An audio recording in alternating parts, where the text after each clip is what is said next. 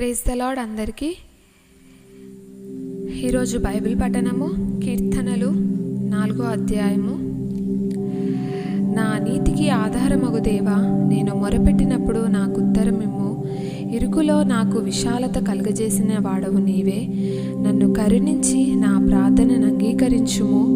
నరులారా, ఎంతకాలము నా గౌరవమును అవమానముగా మార్చెదరు? ఎంతకాలము వ్యర్థమైన దానిని ప్రేమించెదరు? ఎంతకాలము అబద్ధమైన వాటిని వెతకదరు? యెహోవా తన భక్తులను తనకు ఏర్పరచుకొనుచున్నాడని తెలుసుకొనుడి. నేను యెహోవాకు మొరపెట్టగా ఆయన ఆలకించును. భయము నుండి పాపము చేయకుడి. మీరు పడకల మీద నుండగా మీ హృదయములలో ధ్యానము చేసుకొని ఊరకుండుడి. నీతియుక్తమైన బలులు అర్పించుచు యెహోవాను నమ్ముకొనుడి. మాకు మేలు చూపవాడెవడని పలుకువారనేకులు. యెహోవా, నీ సన్నిధి కాంతి మా మీద ప్రకాశింపజేయము.